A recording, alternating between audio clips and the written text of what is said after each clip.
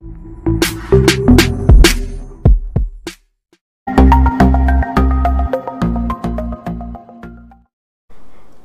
అండి, ఎలా ఉన్నారు అందరూ?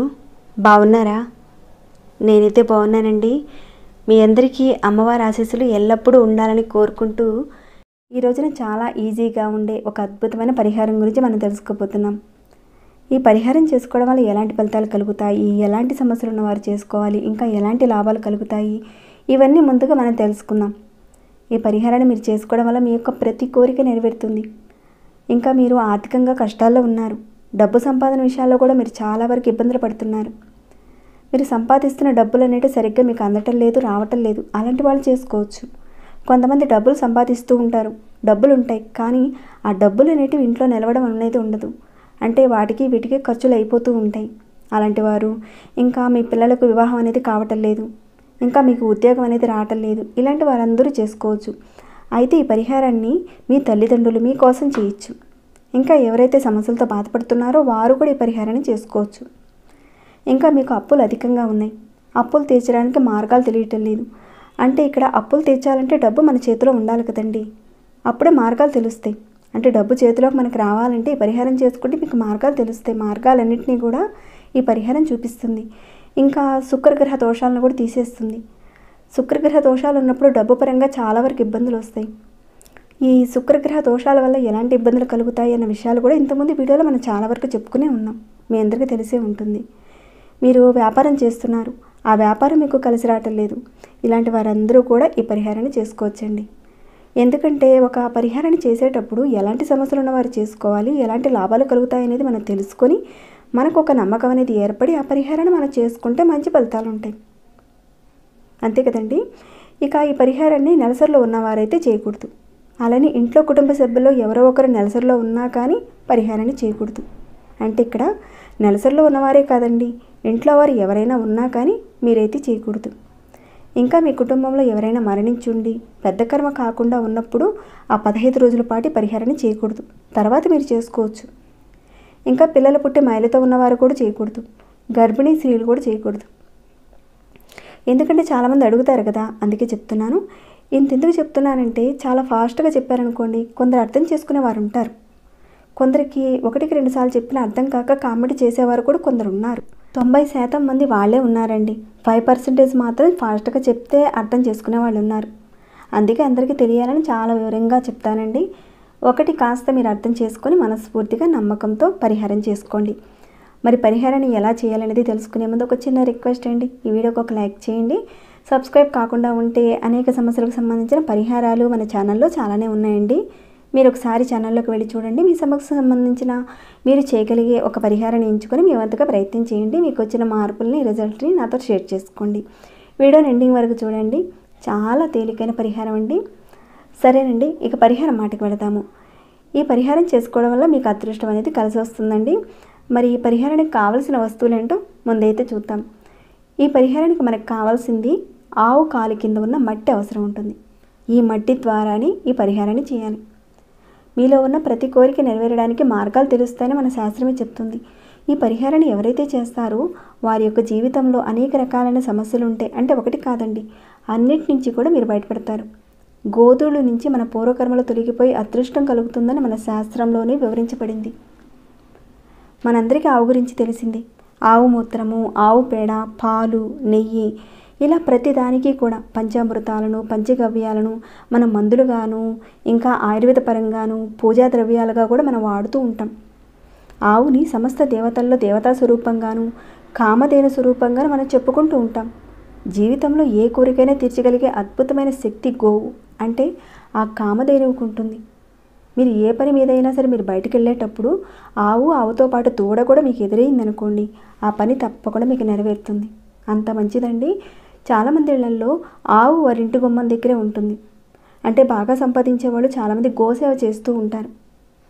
ఎవరైతే మానసికంగా ఎక్కువగా ఇబ్బందుల్లో ఉండి డిప్రెషన్లో ఉన్నవారు, నెగిటివ్ ఎనర్జీతో అధికంగా ఇబ్బంది పడుతున్నవారు, అలాంటి వారు ఆవు మోపురాన్ని, అంటే ఆవు పైభాగాన ఇక్కడ చూపిస్తున్నాను కదండి, ఇక్కడ మీరు ఆవు మోపురాన్ని చక్కగా కుడి చేతితో ఈ విధంగా నిమరండి. ఇలా నిమిరితే మీరు నెగిటివ్ ఎనర్జీల నుంచి, ఇంకా డిప్రెషన్ నుంచి మీరు చాలా వరకు బయటపడతారండి. సరేనండి, పరిహారం మాటకు వెళదాం మనం. ఎక్కడైనా గోశాలలు కానీ ఎక్కడైతే ఆవులు ఉంటాయో ఆవులు తిరిగే ప్రదేశంలో అంటే ఆవు కాలు గిట్ట కింద ఉన్న మట్టిని తెచ్చుకోవాలి మీరు. ఆ మట్టిని మీరు ఎప్పుడైనా తెచ్చుకోవచ్చు, ఏ రోజైనా సరే తెచ్చుకోవచ్చు. ఎప్పుడైనా సరే మీరు బయటికి వెళ్ళారనుకోండి, మీకు కుదిరినప్పుడు ఆ మట్టిని తెచ్చుకొని ఇంట్లో ఒక చిన్న డబ్బాలో పెట్టుకోండి, స్టోర్ చేసి పెట్టుకోండి. పెట్టుకున్న తర్వాత ఆ మట్టితో మీ సోమవారం రోజున ఈ పరిహారం చేయాలి. కేవలం ఆవు కాలి కింద ఉన్న మట్టిని మాత్రమే తెచ్చుకోవాలి. ఎద్దులు, ఆవు దూడలు అలాంటి వాటి కాలి కింద ఉన్న మట్టిని కాదండి తెచ్చుకునేది.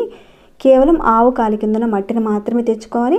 ఆ తెచ్చుకున్న మట్టి కాస్త తడిగా ఉందనుకోండి, కాస్త ఆరబెట్టేసి ఒక డబ్బాలో స్టోర్ చేసి పెట్టుకోండి.